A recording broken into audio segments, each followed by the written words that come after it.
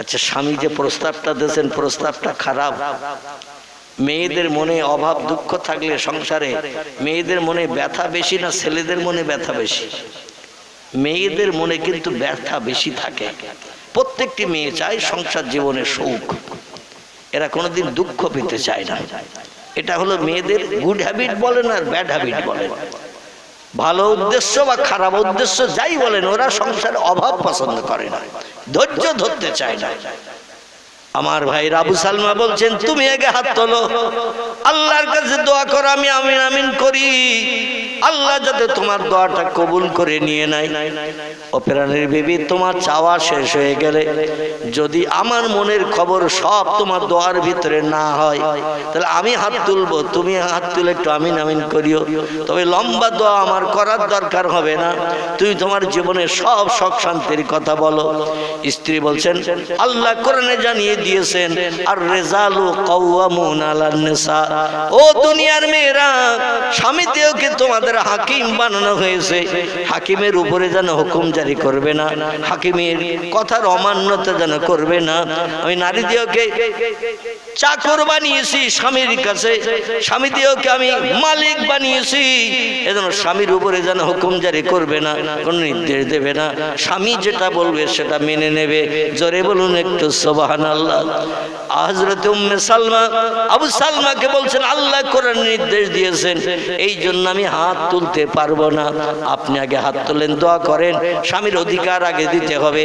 আপনার চাওয়া হয়ে গেলে আমার মনের শখ যদি বলতে কিছু বাকি থাকে আমি শেষ বেলা বলবো, অন্যথা আমি আগে হাত তুলে আপনার মনের দোয়া কেড়ে নিতে চাই না। আপনি আগে হাত তুলুন।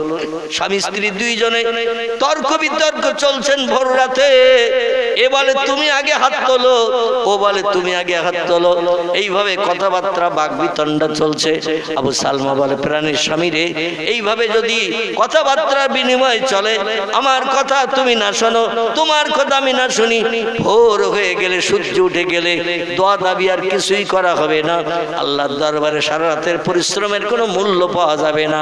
এই জন্য আমি স্বামী হিসাবে বলছি, এ আমার বিবি, আমি তোমার বেশি ভালোবাসি, মহব্বত করি, প্রেম করি, আর তোমার জীবনের সুখ শান্তি আমার থেকে অনেক বেশি, এই জন্য তুমি আগে হাত তোলো। আমি স্বামী বলছি, স্বামীর হুকুমের খেলাপ করিও না, আল্লাহ কোরআনে খেলাপ করতে নিষেধ করে দিয়েছেন। স্ত্রী বললেন, ইচ্ছা নাই, কিন্তু আল্লাহর কোরআনের নির্দেশ তো অমান্য করা যাবে না, স্বামীর হুকুমকে মানতেই হবে। এই জন্য আমি হাত তুলছি, আপনি আমার সঙ্গে একটু হাত তুলে আমি যখন কোনো দাবির কথা আল্লাহর কাছে করব, আপনি একটু আল্লাহুম্মা আমিন বলবেন। স্ত্রী হাত তুলেছে, দোয়া করছেন, আয় আল্লাহ, আমি সারা রাত ইবাদত করেছি, পবিত্র লাইলাতুল বরাতের রাত উপলক্ষ করে, শবে বরাতের রাত উপলক্ষ করে, ইজ্জতপূর্ণ রাত উপলক্ষ করে নফল নামাজ পড়তে পড়তে ভোর হয়ে গেছে, পাখি ডাকছে ঘরে মাথার উপর দিয়ে যাচ্ছে, শুনতে পাচ্ছি, ফর্সা হয়ে গেছে পৃথিবী, কিছু আলো হালকা হালকা দেখা যাচ্ছে, একটু বাদেই সূর্যোদয় হয়ে যাবে। আল্লাহ তোমার কাছে হাত তুলে দোয়া চাই, আমার স্বামীর মরণটা আমার আগে করিও। জোরে বলা যাবে না একটু সুবহানাল্লাহ? আর একটু জোরে হবে না? নারায়ে তাকবীর। আর আমাদের মেয়েরা যখন নামাজ পড়ে, নামাজ পড়ে হাত তুলে কি দোয়া করে, আল্লাহ খোকার বাপের হায়াতে বাঁচিয়ে রেখো, আমার মরণটা আগে করিও। এ ঠিক বললাম না ভুল বললাম? অধিকাংশ মেয়েরা চায় স্বামী বেঁচে থাক, আমি আগে মারা যাই। কিন্তু হযরতে উম্মে সালমা বলছেন, আল্লাহ আমার স্বামীর মরণটা আমার আগে করিও। ভোর হয়ে গেছে, সূর্যোদয় হবে, পাখি ডাকতে ডাকতে চলে গেছে, সূর্যোদয় হয়ে গেলে আর দোয়া কবুল হবে না। এদিকে লক্ষ্য করে উম্মে সালমা আর কিছুই বলেননি, শুধু বলেন, আল্লাহ আমার মরণের আগে আমার স্বামীর মরণটা করিও, লা ইলাহা ইল্লাল্লাহ। দোয়া শেষ। আর আমরা বলি, আল্লাহ সপ্তাহে 3 দিন যেন ইলিশ মাছ তালপুকুরের বাজার থেকে স্বামী আনতে পারে, ভালো মন্দ বাজার করতে পারে, ঈদুল ফিতরে ঈদের সময় যেন সাউথ ইন্ডিয়ান বেনারসি শাড়ি একটা এনে দেয়। ও আল্লাহ নিত্য নতুন চুড়ি, এমন করে হিমানি পাউডার, আলতা, স্নো, কসমেটিক, আই পালিশ, নাক পালিশ, চক্ষু পালিশ, হাজারো ধরনের কসমেটিক এনে আমার সাজিয়ে যেন সুন্দরী নায়িকা বানাই। আয় আল্লাহ, দুদিন না খাই না খাবো, 3 দিন হাড়ি ওঠেন না, ওঠে না উঠুক, আল্লাহ আমার যেন সাজিয়ে গুছিয়ে সুন্দরী যুবতী নারী বানিয়ে রাখে। আমার সঙ্গে প্রেম মহব্বত ভালোবাসা যেন গাঢ়তর থাকে, সংসারে কোনোদিন ঝগড়া ঝাঁটি অশান্তি না হয়। মেয়েরা এসব দোয়া করে না। স্বামী স্ত্রী সংসার জীবনে সুখ পাবে, এই জন্য কত কিছু দাবি করবে। দোয়া করতে করতে 2-10 মিনিটেও দোয়া শেষ হবে না। উম্মে সালমা শুধু বলেন, আল্লাহ আমার মরণের আগে আমার স্বামীর মরণটা করিও। আমার ইবাদত, আমার নামাজ, আমার তাসবিহ, আমার কোরআন তেলাওয়াত যদি আপনার দরবারে কবুল হয়, তার প্রতিদান যদি দিতে চান, আমার দোয়াটা কবুল করে নেন। লা ইলাহা ইল্লাল্লাহ বলি দোয়া শেষ করে দিয়েছেন। দিয়ে বললেন, স্বামী গো, বেশি সময় বাকি নাই, এই জন্য দোয়া লম্বা করি নাই। এবার আপনার চাওয়া পাওয়া কি আছে আমি জানি না, আপনার কথাগুলো যদি আমি বলে বসি, আপনার আর দোয়ার ভিতরে কথা উঠবে না। আপনার জবানের কণ্ঠের আওয়াজ আল্লাহ শুনুক, এই জন্য আমার দোয়া তাড়াতাড়ি শেষ করে দিলাম। এবার আপনার চাওয়া পাওয়া কি, লম্বা টাইম ধরে আপনি বলুন, আর আমি হাত তুলে আমিন আমিন করব। কারণ আমার দোয়ার সময় আপনি আল্লাহুম্মা আমিন আল্লাহুম্মা আমিন বলেছেন, আর আমি বলবো না তা তো হতে পারে না। হুন্না লিবাসুল লাকুম ওয়া আনতুম লিবাসুল লাহুন্না। আল্লাহ বলেন, নারীর গায়ের পোশাক হলো পুরুষ, পুরুষের গায়ের পোশাক হলো নারী। একে অপরকে অর্ধাঙ্গী করে বানিয়েছি, অর্ধ করে বানিয়েছি। একটা নারী ছাড়া একটা পুরুষের জীবনের 1 পয়সা দাম নাই, আর একটা পুরুষ একটা নারীর জীবনের 1 পয়সা মূল্য নাই। অর্ধাংশ করে পাঠিয়েছি, হাফ করে পাঠিয়েছি। এই জন্য আপনার দোয়া হবে না, আমি ওটা চাই না। আপনি এবার দোয়া করুন। আমি হাত তুলে আমিন আমিন করি। হযরত আবু সালমা বলছেন, আল্লাহ এত কিছু চাওয়ার থাকতে আমার স্ত্রী হাত তুললো, আর আমিও বাধ্য হয়ে কথা দিয়েছিলাম তাই হাত তুলে আল্লাহুম্মা আমিন বলেছি। তবে কোন স্বামীর মরণের কথা যদি স্ত্রী বলে, স্বামী কোনোদিন আল্লাহুম্মা আমিন বলবে না। আমার মরণ হোক, আল্লাহ কবুল করো, এটা কোনোদিন কোন স্বামী কি চাইবে? কথা বলে কোন স্বামী চাইবে না। দুনিয়ায় সবাই চায় বেঁচে থাকতে, মরণ কেউ চায় না। আর তার মরণের কথা বলছে, আর ও কি বলবে? আল্লাহ কবুল করো, আল্লাহ কবুল করে না, এটা কি বলবে নাকি? আবু সালমা বলে, আল্লাহ কি দোয়া আমি আর আপনার কাছে চাইবো? আমার মরণ যদি হয়ে যায়, তাহলে লম্বা দোয়া চাইয়ে তো কোনো লাভ নাই। আছে মরণ যদি হয়ে যায়, তাহলে লম্বা দোয়া চেয়ে সুখ শান্তির কথা জানিয়ে কোনো লাভ আছে? কোনো লাভ নাই। ও আল্লাহ, তবে ওয়াদা করেছিলাম ওর দোয়ার সময় আমিন আমিন বলবো, আবার ও ওয়াদা করেছে আমার দোয়ার সময় আল্লাহুম্মা আমিন বলবে। আল্লাহ স্বামীর দোয়া কবুল করো। এখনো হাত তুলবে কিনা জানি না, তবে আল্লাহ আমার মরণের দোয়া যখন করেছে, দুনিয়ার সুখ শান্তির চিন্তা ভাবনা দাবি করলে তো আল্লাহ দাবি কবুল হবে না। স্ত্রীর দোয়া যদি পবিত্র রাত্রে আপনি কবুল করেন, তাহলে আমি একটা দোয়া আপনার কাছে চাইছি, আমার যখন মরণ হয়ে যাবে, স্ত্রীর দোয়া কবুল করলে আমার মরণ অবশ্যই হবে। আর আমার মরণ যখন হয়ে যাবে, আল্লাহ আমার থেকে একটা ভালো স্বামী আমার স্ত্রীর কপালে জুটিয়ে দিও। একটু জোরে বলা যাবে না? আচ্ছা, এই পৃথিবীর কোন স্বামী স্ত্রীর আর একটা ভালো স্বামী জুটুক বলবে? বলবে না। কিন্তু স্বামী বলছেন, আল্লাহ স্ত্রীর দোয়া যদি কবুল হয় আপনার দরবারে, নবীজির কথা মোতাবেক এই পবিত্র রাত্রে আমার মরণ যদি হয়, মরণ হয়ে গেলে স্ত্রীর আবার নতুন বিয়ে করার সুযোগ পাবে। স্বামী বেঁচে থাকতে কোন স্ত্রী নতুন বিয়ে করতে পারবে? শরীয়তের বিধান নাই। তবে স্বামী মারা গেলে 4 মাস 10 দিন ওকে ধৈর্য ধরে থাকতে হবে। কদিন? 4 মাস 10 দিন কোন স্বামী সংসারে স্ত্রীর সঙ্গে অশান্তি হলে স্ত্রীকে যদি তালাক দেয়, এই তালাক দেওয়া স্ত্রীকে 3 মাস 10 দিন পরে আবার বিয়ে দেওয়া যায়। কদিন পর? 3 মাস 10 দিন পরে আবার বিয়ে দেওয়া যায়। কিন্তু স্বামী যদি মারা যায়, শরীয়তের বিধান আবার একটু বাড়তি সময় ধৈর্য ধরে সবর করে থাকতে হয়, সেটা হলো 4 মাস। 4 মাস অতিবাহিত হয়ে গেলে আমার স্ত্রী নতুন বিয়ে করার সুযোগ পেয়ে যাবে। গো আল্লাহ, তো আমার চেহারা দেখতে ভালো না, নতুন স্বামী যেটা ওর কপালে জুটবে। কারণ যৌবনাক্ত মদিনার কয়েকটা সুন্দরী নারীর ভিতরে আমার স্ত্রীও ওই নম্বরে পড়ে।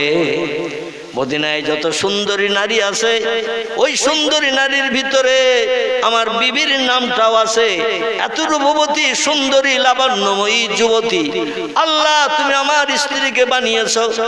5-6 জন কিংবা 7 জন সুন্দরী নারী যদি মদিনায় থাকে, এর ভিতরে হযরতে মায়েশাতুল হুমায়রা রাদিয়াল্লাহু ছিলেন। জোরে বলুন একটু সুবহানাল্লাহ। হযরত উম্মে সালমা ছিলেন। প্রিয় নবী মুহাম্মদ রাসূলুল্লাহর বিবিগণদের ভিতরে কয়েকজন স্ত্রী দেখতে সুন্দরী ছিল।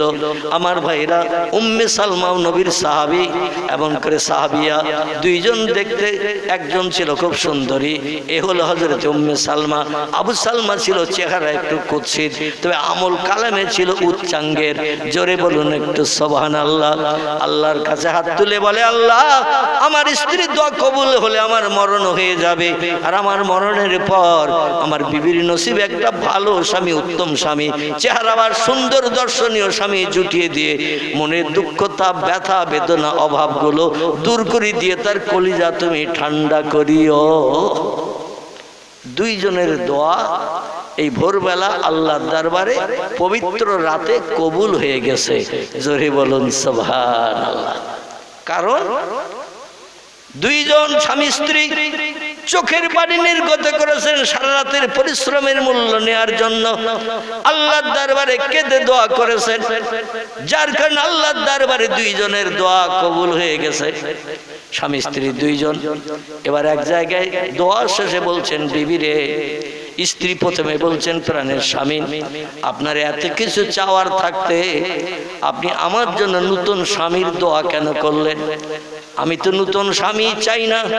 আবু সালমা বলছে, বিবি রে, তোমারও 1000 ধরনের চাহিদা ছিল, মেয়েদের চাহিদার শেষ থাকে না। এত কিছু তোমার জীবনে চাওয়ার ছিল, কিচ্ছু না চেয়ে তুমি আমার মরণের কথা কেন বললে? আমার মরণের কথাটা বাদ দিয়ে কি কোনো কিছু চাওয়া যেত না? উম্মে সালমা বলছেন, প্রাণের স্বামী, কিছু চাওয়া যাইতো, কিন্তু আপনি আমার একটা নতুন স্বামীর কথা কেন বললেন? 2 জনের ভিতরে মতদ্বন্দ্ব শুরু হয়ে গেল। উম্মে সালমা বলে, প্রাণের স্বামী, আপনার মরণের কথা আমি কেন বলেছি সেটা কি আপনি শুনবেন?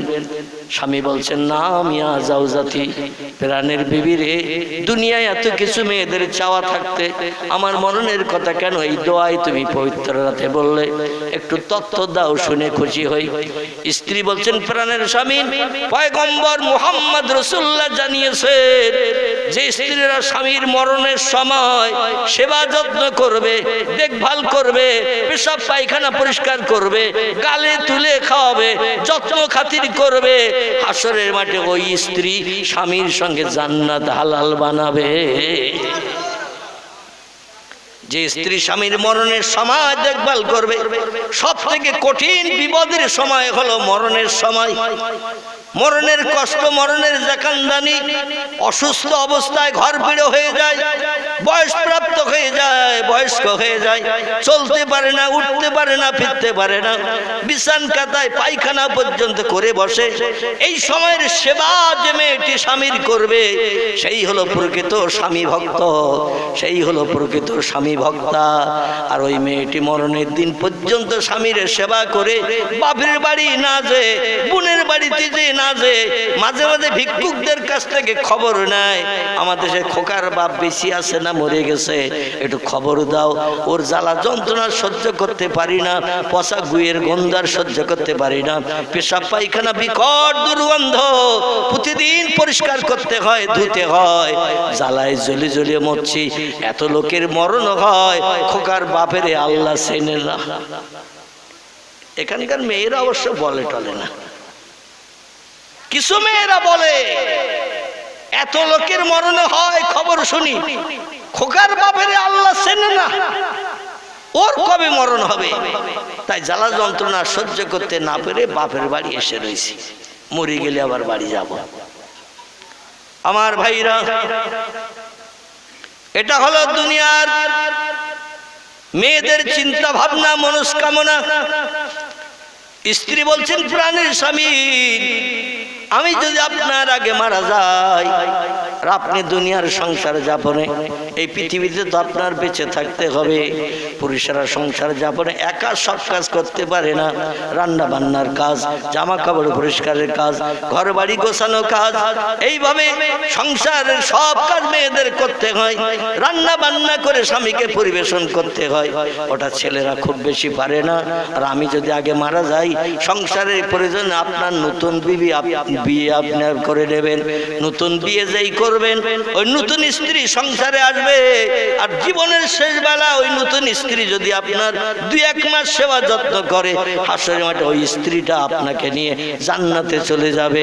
আমরা কেউ জান্নাতে স্বামীর ধারে পাশে ঘিসতে পারবো না। আর শেষ সেবা যে মেয়েটি করবে, সেই হলো প্রকৃত সেবাকারিণী। আল্লাহ তাকে স্বামীর সঙ্গে জান্নাত হালাল বানাবেন।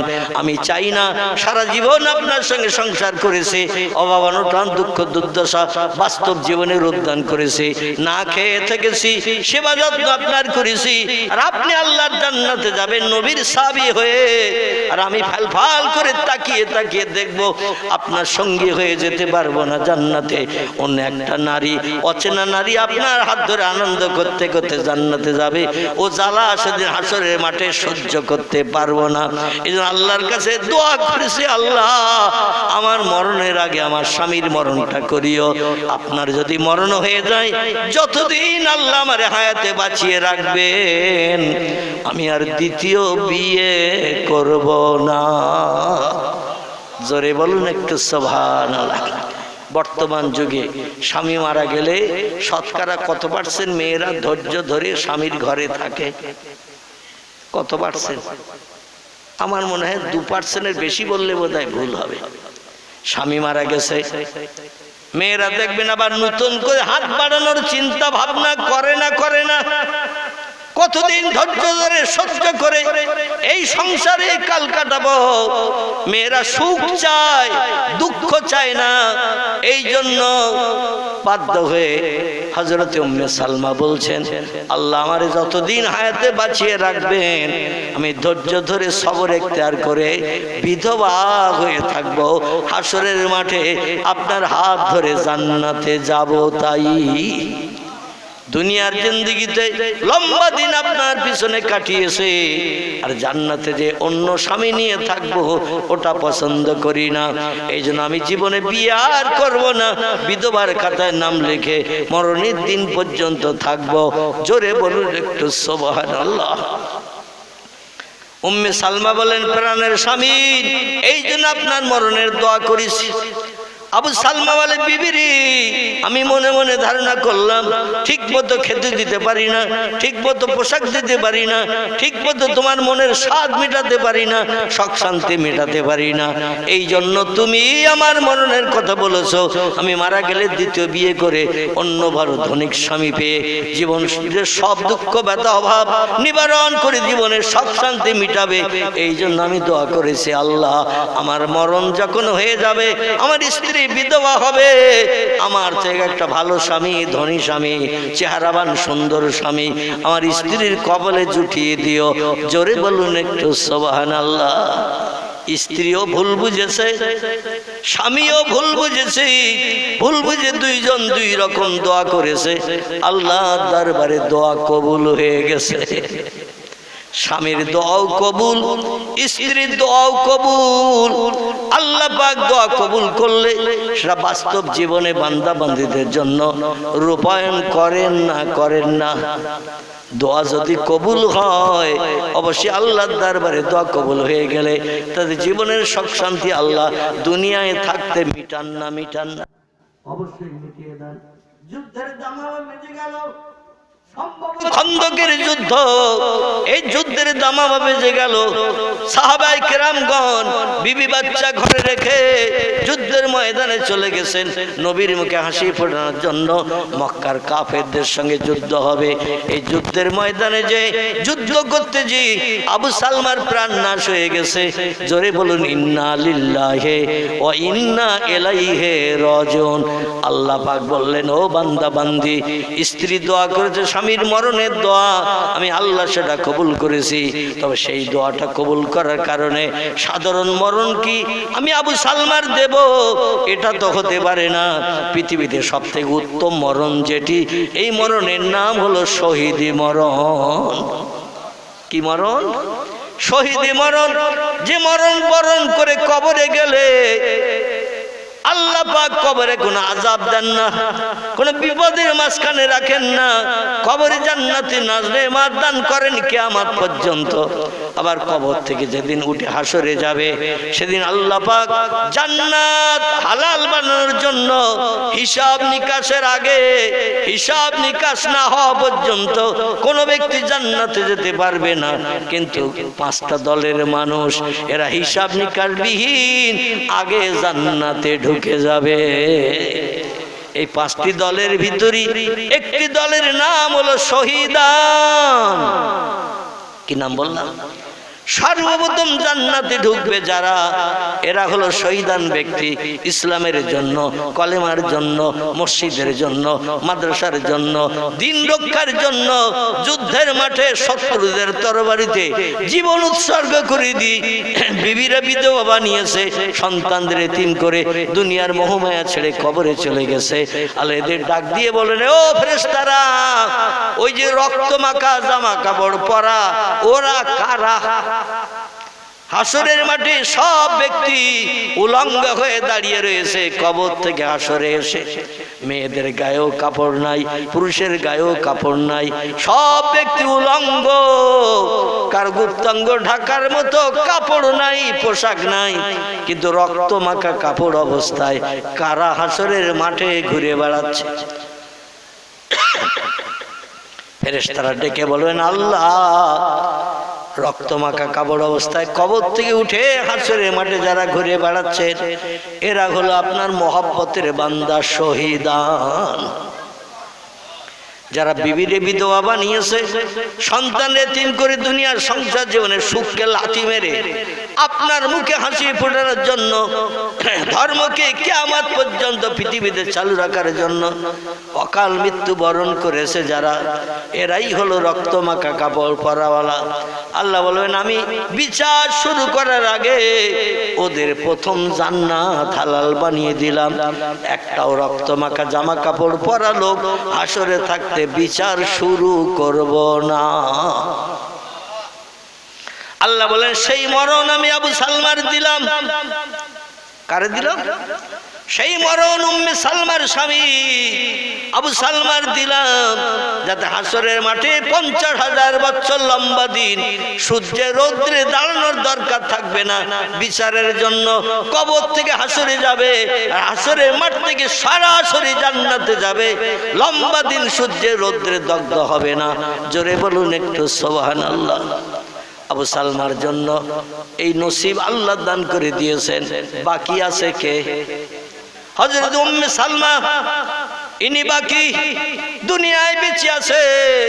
আবু সালমা দোয়া করেছে, আল্লাহ, আমার মরণ যখন স্ত্রীর দোয়ায় আপনি যদি কবুল করে থাকেন, আমার স্ত্রী মরণের আগে আমার মরণটা তো হবে।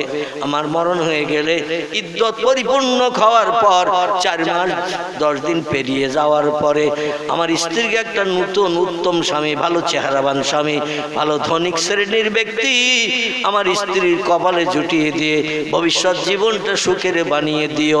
জোরে বলুন একটু সুবহানাল্লাহ। যুদ্ধের মাঠ থেকে খবর এসেছে আবু সালমা দুনিয়ায় নাই, শত্রুদের তরবারিতে শহীদ হয়ে গেছে। আর অন্যান্য সাহাবীদের মরণের খবর আসছে। স্ত্রীরা কম বেশি হাউতাস করছেন, ছেলেরা আব্বা আব্বা করে কাঁদে। আস্তে আস্তে 2 দিন 10 দিন পরে মনের দুঃখ নিবারণ হয়। আমাদের মেয়েদের দেখবেন স্বামী মারা গেলে একটু মায়া কান্না কাঁদে, দৃষ্টিকটু দেখায়, তাই একটু মায়া কান্না কাঁদে, মাথার চুল ছেঁড়ারও পরিকল্পনা করে, হাউতাস করে, বুক চাপড়ায়। 3 দিনের দিন যদি বোন আসে, খালাতো বোন আসে, মামাতো বোন আসে, ওদের সঙ্গে এমন গল্প চলবে 32 খান দাঁত সব বেরিয়ে যায়। কখানা 32টা দাঁত, এমন হাসি, লম্বা হাসি, চওড়া হাসি হাসছে। স্বামীর মরণের 3 দিন পর কলমা খানি হবে, ঠিক কিনা? কলমা খানি হবে, খানা শাদীর অনুষ্ঠান হবে 4 দিনের দিন। এখন আত্মীয় স্বজন আমন্ত্রিত, মনের বান্ধবী এসেছে, তার সঙ্গে এমন মনের গল্প চলছে, স্বামী মারা গেছে, 1 শস্য দ্বারা পরিমাণ খেয়াল নাই, হাসি আর হাসি, আনন্দ আর আনন্দ, ফুর্তি আর ফুর্তি চলছে। এখানকার মেয়েরা অন্তত মরণের দিন পর্যন্ত স্বামীর চিন্তায় কাঁদে, ঠিক না ভুল? কথা বলেন না তো, ঠিক? মরণের দিন পর্যন্ত কাঁদে। আল্লাহু আকবার। খুব যদি বেশি হয় 1 সপ্তাহ, তারপরে আর খোকার বাপের কথা মনেও থাকে না বা আসবে না।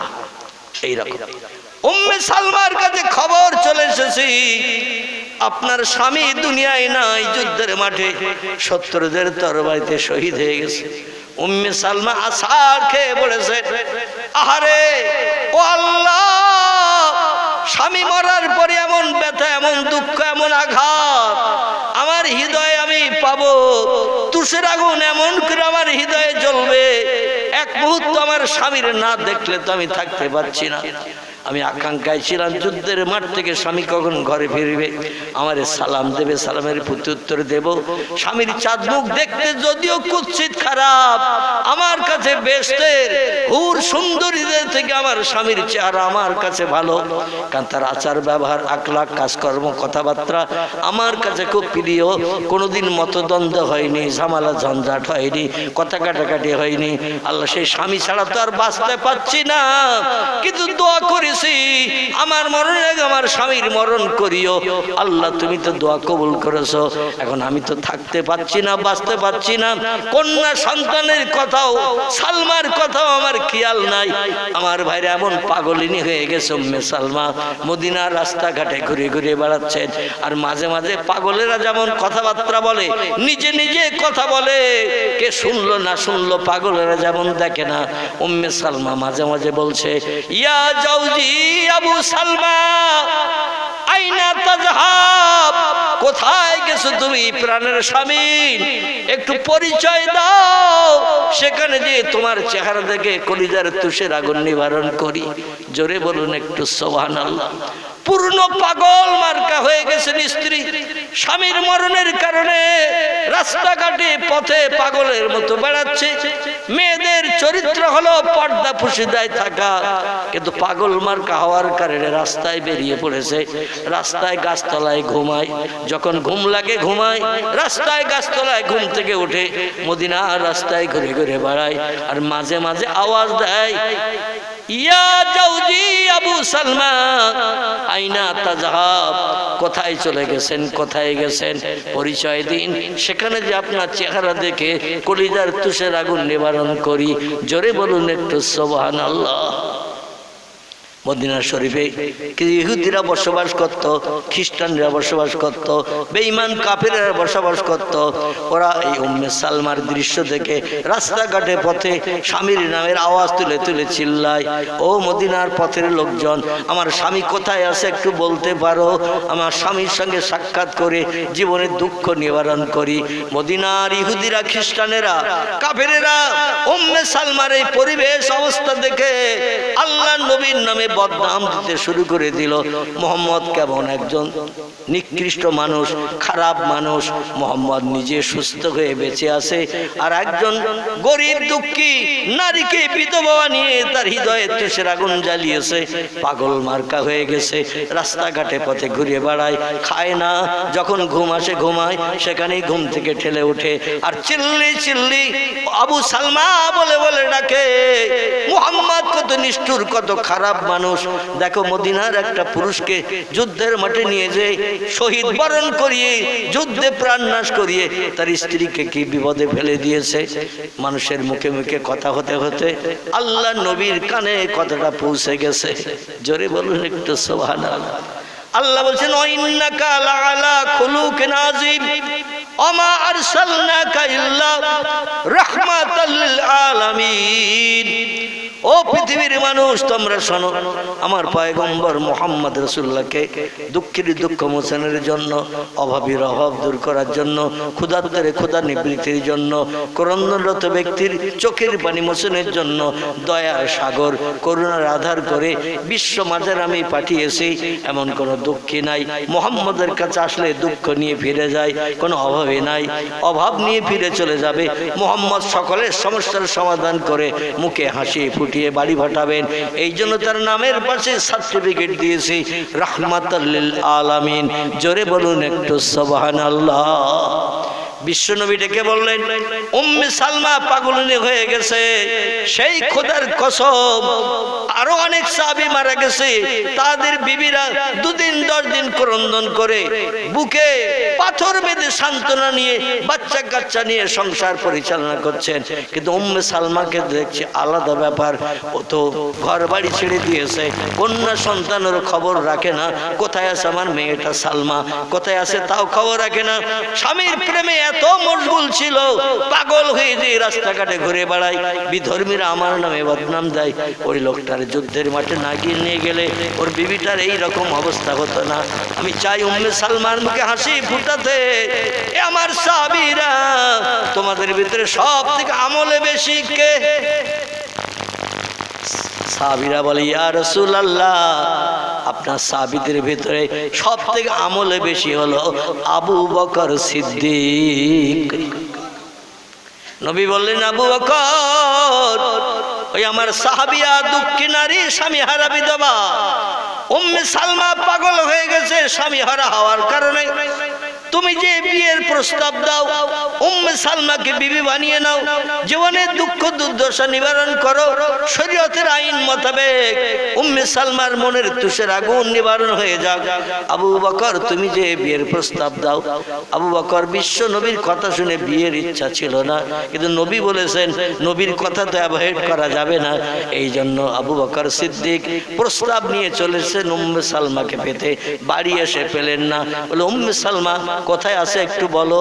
ও সবাই বলল উনি রাস্তাঘাটে ঘুরে বেড়ান, গাছতলায় ঘুমান, গাছতলায় ঘুম থেকে ওঠে, খাওয়া দাওয়ারও চিন্তা ভাবনা নাই, কতদিন অনাহারা থাকে তাও আমরা জানি না, পিপাসার পানিও পান করে না, পাগল হয়ে বেড়াচ্ছে।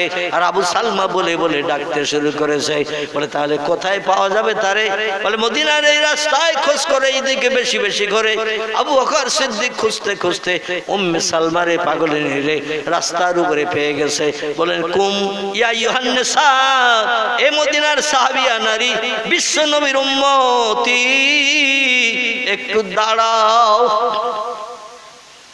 উম্মে সালমা বলছে মা নান্তা মা ইসমুকা, কে আপনি আপনার পরিচয় দিল। বলে আনা বেকারিন, আপনি কি আমাকে চেনেন না, আমার কি জানেন না? বলছে আমি আমার স্বামীর চেহারা দেখার জন্য পাগল হয়ে আছি, কোন মানুষকে আমি এখন আর চিনি না, বুঝি না। আমার স্বামী কখন সামনে আসবে তারে দেখবো, কলিজার তুষের আগুন নিবারণ করব। মা নাম থাকে, আপনি আপনার পরিচয় দিন। উনি বললেন আমি পয়গম্বরের প্রিয় সাহাবী, আমি হলাম আবু বকর ইবনে আবু কুহাফা। জোরে বলুন একটু সুবহানাল্লাহ। বলে আপনি কি জন্য এসেছেন? কি প্রয়োজনে আমার কাছে এসেছেন? বলছেন পয়গম্বর মুহাম্মদ রাসূলুল্লাহ পাঠিয়ে দিয়েছেন আপনাকে বিয়ে করে আমার স্ত্রী বানাতে, জীবনের সব দুঃখ দুর্দশা নিবারণ করতে, স্বামীর অভাব দূর করতে আল্লাহর পয়গম্বর পাঠিয়েছেন। যতদিন হায়াতে বাঁচবেন আপনাকে স্ত্রী হিসাবে সব দুঃখ ব্যথা নিবারণ করার দায়িত্ব আমি নিলাম।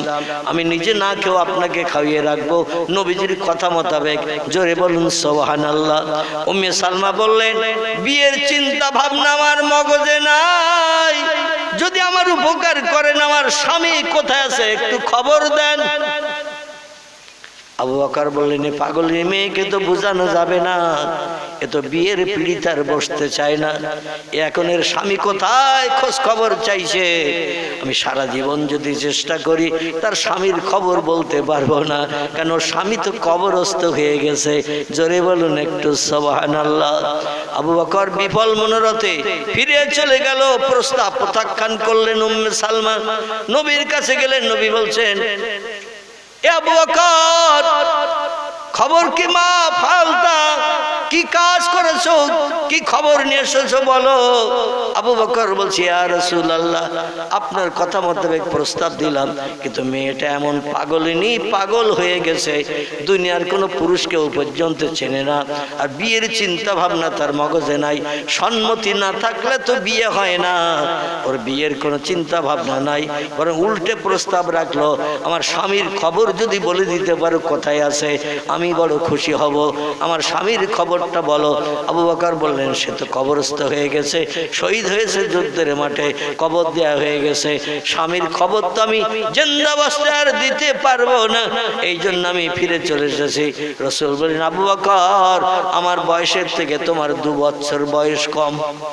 ক বছর? তোমার 2 বছর বয়স আমার বয়সের থেকে কম, আমি বৃদ্ধ বুড়ো হয়ে গেছি, তুমিও বুড়ো হয়ে গেছো। উম্মে সালমার সুন্দরী যুবতী নারী, মদিনার 5টা সুন্দরী মেয়ের ভিতরে উম্মে সালমাও একটা সুন্দরী মেয়ে, তোমারও তো বুড়ো মানুষ পছন্দ করেনি বলে প্রস্তাব প্রত্যাখ্যান করে দিয়েছে। এই জন্য আমার প্রিয় সাহাবী, মহব্বতের সাহাবী খত্তবের বেটা ওমরকে পাঠিয়ে দেখি। বীর যোদ্ধা ওমরের নাম কম বেশি সকলে জানে, আল্লাহ তার সংসার জীবনকে সুখে চালায়, ওমরের অর্থ সম্পদ আছে। ওমর যে প্রস্তাব দিলে অভাবী নারীটা নিশ্চয়ই প্রস্তাব কবুল করবে। ওমরকে বলেন ইয়া ওমর, এ ওমর তুমি যাও। হযরত ওমর রাদিয়াল্লাহু চলে আসলেন, খুঁজে খুঁজে রাস্তায় উম্মে সালমারে পেলেন, বাড়ি ঘরে আর থাকেন না। সালাম দিলেন, সালামের প্রত্যুত্তর উম্মে সালমা দিলেন, দিয়ে বললেন মান আনতা মা ইসমুকা, কে আপনি, আপনার পরিচয় কি? উনি বলেন আনা ওমর বিন খাত্তাব, আমি খাত্তাবের বেটা ওমর। বলছে কি খবর, কি জন্য এসেছেন? বলে আল্লাহর পয়গম্বর পাঠিয়ে দিয়েছেন জীবনের দুঃখ দুর্দশা অভাব নিবারণের জন্য আপনাকে আমি বিয়ের প্রস্তাব নিয়ে এসেছি। জীবনের সব সমস্যার সমাধান মরণের দিন পর্যন্ত আমি দায়িত্ব নিলাম করব, আপনার কোনো অভাব রাখবো না। আমার প্রস্তাবে রাজি হয়ে যান, বিয়ের পিড়িতে বসতে রাজি হয়ে যান। হযরতে উম্মে সালমা বললেন এ ওমর নবীর প্রিয় সাহাবী, আমি বিয়ে আর করব না বলেই আল্লাহর কাছে পবিত্র রাত্রে দোয়া করেছিলাম, আল্লাহ আমার দোয়া কবুল করেছেন, স্বামীর মরণ যুদ্ধের মাঠে শহীদ মরণ করিয়েছেন। প্রস্তাব যেভাবে এনেছো নিয়ে ফিরে চলে যাও, এই প্রস্তাব এনে কোনো কাজ হবে না। ওমর চলে গেল, প্রিয় নবীর কাছে খবর দিল। আল্লাহ নবী বললেন আমার 2 কন্যার স্বামী জিন্নুরাইন ওসমান গনি, মদিনার সব ধনীদের থেকে বড় ধনী যিনি, তিনি হলেন ওসমান বিন আফফান। এর মতো অর্থ সম্পদ ব্যবসা মদিনায় আর কারো ছিল না। ওসমান ধনী মানুষ, চেহারাও দেখতে সুন্দর, আচার ব্যবহার আখলাক খুব ভালো, এবং যুবক মানুষ। ওসমান নবীজির হাতে হাত দিয়ে কলেমা পড়েছিলেন 24 বছর বয়সে, যুবক অবস্থায়। জোরে বলুন একটু সুবহানাল্লাহ। ওসমানকে বলেন ওসমান তুমি যাও, তুমি মদিনার ধনী ব্যক্তি, অর্থের অভাব নাই, মেয়েরা অর্থওয়ালা মানুষকে বেশি পছন্দ করে ভবিষ্যৎ জীবনের সুখের আশায়, তুমি প্রস্তাব দিলেন নিশ্চয়ই ফেরত পাঠাবে না। ওসমান গনি যে প্রস্তাব দিলেন, হযরত উম্মে সালমা পূর্বে যে তত্ত্ব দিয়েছিলেন ওসমানের কাছে একই তত্ত্ব, আমি বিয়ে জীবন আর করব না বলে আল্লাহর কাছে ইবাদত বন্দেগী করে দোয়া চেয়েছিলাম, আল্লাহ আমার দোয়া কবুল করেছেন। আমার বিয়ের প্রস্তাব নিয়ে শোনা কাজ হবে না, জোরে বলুন একটু সুবহানাল্লাহ। ওসমান ফিরে গেল। আল্লাহ নবী বলেন, আলী জান্নাতের সর্দারিনী নারী যিনি, বিশ্ব সুন্দরী ফাতেমাকে তোমার সঙ্গে বিয়ে দিয়েছে, ও আলী প্রয়োজন নাই আমার ফাতেমার আর একটা সঙ্গী হয়ে আসুক, যা আসুক। মেয়েরা সব জিনিসের ভাগ সবাইকে দিতে চায়, একটি জিনিসের ভাগ কাউকে দিতে চায় না, সেটা হলো স্বামীর ভাগ। ঠিক বললাম না ভুল বললাম? স্বামীর ভাগ কাউকে দিতে চায় না, স্বামীকে নিয়ে একাই থাকতে চায় ঘরে। অন্য একটা নারী ওই ঘরে থাক, কোনো মেয়েকে পছন্দ করবে? এই জন্য নবী বলছেন, আমার কন্যা ফাতেমা তার অন্য আর একটা সঙ্গী হয়ে ঘরের ভিতরে থাক, এটা আমার মেয়েও পছন্দ করবে না। কারণ মেয়েরা একই জাতের, সব একই বেকাহারের তৈরি, কিন্তু আমি আল্লাহর দ্বীন রক্ষার জন্য, নারী চোখের পানি মোচনের জন্য, মনের দুঃখ অভাব দূর করার জন্য আলী তোমারে বলছি, তুমি যাও বিয়ের প্রস্তাব নিয়ে দেখো মেয়েটা প্রস্তাবে রাজি হয় কিনা।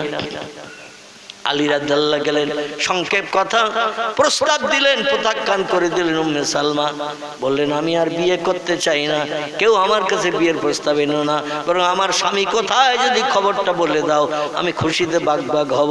আলী ফিরে চলে গেলেন। বিশ্বনবী দুশ্চিন্তায় পড়ে গেলেন। আমার মহব্বতের কাছের মানুষ যারা দুনিয়ায় বেঁচে থাকতে জান্নাতের সার্টিফিকেট পেয়েছেন, তাদের পাঠালাম উম্মে সালমার কাছে। উম্মে সালমা এত সুনামী ও ব্যক্তিত্ব, যারা মরণের পরই জান্নাত সরাসরি হালাল বানাবে, তাদের প্রস্তাব গ্রহণ করলো না। আর কারে পাঠাবো? উম্মে সালমার কাছে। কিন্তু এইভাবে যদি থাকে, মদিনার জমিনে 500 এলাকায় আমার নামে বদনাম যেটা রটেছে আরো বেশি বেশি রটবে। এই বদনামের হাত থেকে কি করে নিষ্কৃতি পাই, কি করে আমি বদনামের হাত থেকে বাঁচতে পারি? বিশ্ব নবী দুশ্চিন্তার মাঝখানে আছেন। আল্লাহ বলি, যাবিয়া জিবরিল ইলা রাসূলিহি, ও আমার ফেরেশতা জিবরিল রে, আমার পয়গম্বরের কাছে যাও। পয়গম্বর রাতের বেলা আর ঘুমায় না, বিশ্রাম করে না, দুশ্চিন্তায় আছে। উম্মে সালমার জীবনের দুঃখ কি করে মোচন করা যায়, অভাব কি করে দূর করা যায়? ও জিবরিল, যেদিন রাতের বেলা, পবিত্র রাতে, শবে বরাতের রাতে, লাইলাতুল কদরের রাতে, ঈদুল ফিতর ঈদের রাতে, ঈদুল আজহার ঈদের রাতে, রজব মাসের 1ম তারিখের রাতে যে বান্দা বান্দি ঘুমকে হারাম করে আল্লাহর ইবাদত বন্দেগী করে ভোর হওয়ার আগে দোকানে হাত তুলে দোয়া করে, আল্লাহ তাদের দোয়া বিদ্যুতের মতো কবুল করেন। মদিনার মুসলমানেরা, আমি তো বড় দুশ্চিন্তায় পড়লাম। মেয়েটা এইভাবে সারা জীবন বিধবার খাতায় নাম লিখে থাকবে, আর স্বামীর নাম ধরে ধরে ডাকবে। এমন করুণ স্বরে স্বামীর নাম ধরে ধরে ডাকে, যে কোনো মানুষ আওয়াজ শুনলে তাদের মনটা নরম হয়ে যায়। উম্মে সালমার মতো চোখের পানি ফেলে কাঁদে। মেয়েটা কি চরম বিপদের মাঝখানে পড়েছে, আমার নামে বদনাম রটবে, কোনো সুরাহা করতে পারি না। আল্লাহ বলছেন, সুরাহার ব্যবস্থা আমার হাতে। জিবরিল তাড়াতাড়ি নবীর কাছে যাও, যে প্রস্তাব দাও। আবু সালমার দোয়া আল্লাহ বিদ্যুতের মতো যেমন কবুল করেছে, তার আগে উম্মে সালমার দোয়াও আল্লাহ বিদ্যুতের মতো কবুল করেছে। কবুল করার কারণে, উম্মে সালমার দোয়া আল্লাহ কবুল করার কারণে তার মরণ আগে তার স্বামীর মরণটা করিয়েছে। আর আবু সালমা শেষে দোয়া করেছিল, স্ত্রীকে সুযোগ দিয়েছিল আগে দোয়া করার জন্য। আর আবু সালমা দোয়া করে বলে, আল্লাহ, স্ত্রীর দোয়া যখন কবুল হয়ে যাবে, আমার মরণটা তো অবশ্যই হবে। আমার মরণের পরে আমার থেকে একটা ভালো স্বামী আমার বিবির কপালে জুটিয়ে দিও। আমি আল্লাহ বিদ্যুতের মতো বান্দা বান্দি দুইজনের চোখের পানি কবুল করেছিলাম। এই জন্য ভালো স্বামী হিসাবে উম্মে সালমা আবু বকরকে পছন্দ করেনি, ওমরকে পছন্দ করেনি, ওসমানকে পছন্দ করেনি, আলী রাদিয়াল্লাহুকেও পছন্দ করেনি। আরো মদিনার যত মহব্বতের সাহাবী, সুন্দর চেহারার মানুষ যে প্রস্তাব দেবে, আমার ভাইরা, উম্মে সালমা প্রস্তাব কবুল করবে না। আমি আল্লাহ জানি, আবু সালমা যে দোয়া করেছে, আমার থেকে ভালো স্বামী আমার বিবির কপালে জুটিয়ে দিয়ে জীবনের সুখ শান্তি মরণের দিন পর্যন্ত মিটিয়ে দিও। আমি আবু সালমার দোয়া এমন কবুল করেছি, তার থেকে ভালো স্বামী একমাত্র পয়গম্বর মুহাম্মাদুর রাসূলুল্লাহ ছাড়া আর কাউকে আমি পছন্দ করিনি। আর একটু জোরে হবে না? নারায়ে তাকবীর। আচ্ছা, নবীর উপরে আর ভালো স্বামী কেউ আছে? নবীর উপরে ভালো মানুষ কেউ আছে? সেই ব্যক্তিকে আল্লাহ পছন্দ করেছেন স্বামীর দোয়া কবুল করে স্ত্রীর জন্য। তাহলে আমরা স্ত্রীর জন্য কি দোয়া করি? আল্লাহ ও বাপের বাড়ি গেছে, 3 দিনের ভিতরে খবর পাই ওর প্যারালাইজড হয়ে গেছে। ঠিক বললাম না ভুল বললাম? কিছু কিছু স্বামী আছে এত বলি বাপের বাড়ি যা, ও যায় না, কারণ ও মনে মনে চিন্তা করে গেলেই আর একজন হাজির হবে, তাই আমার এই সত্য বাপের বাড়ি যেতে বলে। আর ও পণ করেছে বাপ মা মরিয়ে গেলেও যাবো না।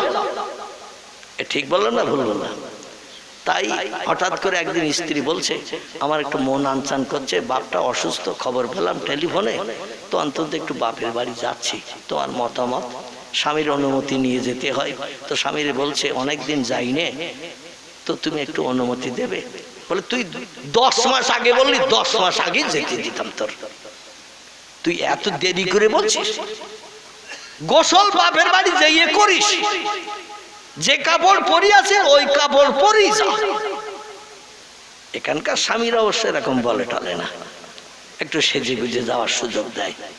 কারণ স্ত্রী যেই যাবে 3 দিনের ভিতরে আর যার সঙ্গে কথাবার্তা ইন্টু বিন্টু হয়ে আছে, রাতের বেলা মোবাইলে রোজ অ্যাকশন হয়, তারে বলে তোমারে ছাড়া আর বাঁচতে পারি না, আমার ঘুম হয় না। ও বলে তোমার বউকে আগে সরাও, তারপরে চিন্তা ভাবনা আমার। আচ্ছা, ও মেয়েটা বলে না এই কথা?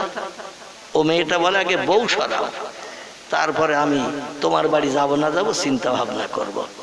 আমার ভাইয়ের তাই বলছে, আল্লাহ ও যখন আজকের বাপের বাড়ি যাওয়ার জন্য আমার কাছে অনুমতি চেয়েছে, আর আমি বললাম তুই এক্ষুনি যাও, কিন্তু এই গোসল করিস কেন, যে কাপড় পরি আছে ওই কাপড় পরি যা, হয়তো তোর যেতে যেতে বাপ মারা যাবে। আমিও খবর শুনছিলাম পাড়ার একজনের কাছে খুব অসুস্থ, তোর শ্বশুর খুব অসুস্থ। আর যেই স্ত্রী চলে গেছে আল্লাহর কাছে হাত তুলে বলছে, আল্লাহ 3 দিনের ভিতরে যেন খবর পাই ওর প্যারালাইজড হয়ে গেছে, মানে হাত পা পক্ষঘাত হয়ে গেছে, আর নড়ে না চড়ে না, ও যেন বাড়ি ফিরতে পর্যন্ত না পারে। কারণ ও যদি বাড়ি না ফেরে নতুন মনের মানুষ আবার বাড়ি এসে অ্যাকশন করবে। ঠিক না ভুল? আবার মাঝে মাঝে অনেক স্ত্রী আছে এরাও স্বামীর বিরুদ্ধে ওই রকম দোয়া করে। ঠিক বললাম না ভুল বললাম? তবে মেয়েদের দাবিটা আর বলবো না, দোয়াটা বলবো না, মানে মেয়েদের দোয়াটা কি স্বামীর জন্য ওটা বলবো না, ওটা অন্যদিন সময় সুযোগ হলে মাইকে না বলে এমনি খালি মুখে বলবো, মানে ওটা আর বলবো না। মনে কম বেশি আপনারা জানেন মেয়েরা স্বামীর বিরুদ্ধে যখন অশান্তি হয় কি দোয়া করে। মাঝে মধ্যে মেয়েরা বলে দুপুরে বাস পড়ুক তোর বাড়িতে, কি খালি মুখে আবার কবে বলবো, সুযোগ হয়তো আর হবে না, তাই আজকে একটু বলেও দিলাম। বলে দুপুরে বাস তোর মাথায় পড়তে পারে না এত লোকের পরে। আল্লাহ আমাদের সকলকে সবর ইখতিয়ার করার তৌফিক দান করুন, সকলে বলুন আমিন। পয়গম্বর মুহাম্মদ রাসূলুল্লাহর কাছে জিবরিল আমিন এসে যখন খবর দিলেন, জিবরিল আমিন বললেন, ইয়া রাসূলুল্লাহ, আপনি ছাড়া প্রস্তাব কেউ দিলে উম্মে সালমা কবুল করবে না। আল্লাহ স্ত্রীর দোয়া স্বামীর জন্য কবুল করেছেন, আর স্বামীর দোয়া স্ত্রীর জন্য কবুল করেছেন। আবু সালমার থেকে ভালো স্বামী এই পৃথিবীতে আল্লাহ পছন্দ করেছেন উম্মে সালমার জন্য আপনি। জোরে বলুন সুবহানাল্লাহ। খবরটা দিলেন কে? জিবরিল আমিন। আল্লাহ জিবরিল আমিন আল্লাহ তরফ থেকে খবর এনে দিয়েছেন। নবী বলছেন তাহলে আমারই যেতে হবে তার চোখের পানি মোচন করতে। জিবরিল বলেন, নাম ইয়া রাসূলুল্লাহ, কারণ আপনি যে বিয়ের প্রস্তাব না দিলে মেয়েটার চোখের পানি মুছছে না, পাগলিনী কাটতেছে না, আপনার নামে দেশের মানুষ উল্টো পাল্টা বদনাম দিচ্ছে। এই জন্য আপনি যে প্রস্তাব দিন। রসুল পাক সাল্লাল্লাহু আলাইহি সাল্লাম নিজের বাসভূমি ছেড়ে চলে আসলেন উম্মে সালমার খোঁজে মদিনায়। রাস্তার উপরে পেয়ে গেলেন, বললেন, এ মদিনার নারী, আমি পয়গম্বর মুহাম্মদ রাসূলুল্লাহ তোমাকে বলছি, আল্লাহ পাক তোমার চোখের পানি মোচনের জন্য, অভাব দূর করার জন্য, জীবনের শোক শান্তি মেটানোর জন্য, আমার স্ত্রী বনার জন্য আল্লাহর তরফ থেকে হুকুম হয়েছে। তাই আমি এসেছি তোমার কাছে প্রস্তাব নিয়ে। আমাকে কি তুমি স্বামী হিসাবে কবুল করবে, মেনে নেবে? উম্মে সালমা বলছেন, জীবনে পণ করেছিলাম বিয়ের পিড়িতে আর বলবো না, নতুন কোন স্বামীর সোহাগার নেব না, কিন্তু পয়গম্বরের উপরে দামি মানুষ তো পৃথিবীতে আর কেউ নাই। এই জন্য আমার স্বামী আবু সালমার থেকে মুহাম্মদ রাসূলুল্লাহ কোটি কোটি গুণে উত্তম। তাই আমার পণ ভেঙে বিয়ের ইচ্ছা আমার নাই, আর জীবনে পণ করেছিলাম বিয়ে আর করব না, কিন্তু মুহাম্মদুর রাসূলুল্লাহ সে প্রস্তাব দিয়েছেন, নবীকে ফেরত পাঠালে আল্লাহ খুশি হবে, আসলে আল্লাহ আমার উপরে নারাজ হয়ে যাবে। এই জন্য আমার পণ ভেঙে আমি আপনার সঙ্গে বিয়ের প্রস্তাবে রাজি হলাম। ইসলামিক ইতিহাসে লেখা আছে, বিশ্বনবীর স্ত্রীদের ভিতরে 5 নম্বরে পয়গম্বর মুহাম্মদ রাসূলুল্লাহ নিজেই প্রস্তাব দিয়ে উম্মে সালমাকে বিয়ে করে স্ত্রী বানিয়েছিলেন। জোরে বলুন সুবহানাল্লাহ। আমার ভাইরা, দেখতে দেখতে রাত 12:30 বেজে এসেছে, 2 ঘন্টার মতো হয়ে গেছে। আর কষ্ট দেব না। আগামীকাল আমার একটু দূরে রওনা দিতে হবে, সেই মুর্শিদাবাদের হরিহর পাড়া। দোয়া করবেন, সামনে পৌষদিন সম্ভবত মসজিদের জলসা, আল্লাহ চারি চক্ষের মিলন ঘটালে আবার কিছু আলোকপাত করা যাবে। সকলে একটু দাঁড়িয়ে যান, সোনার মদিনায় নবীজির দরবারে একটু সালাম পাঠ করি।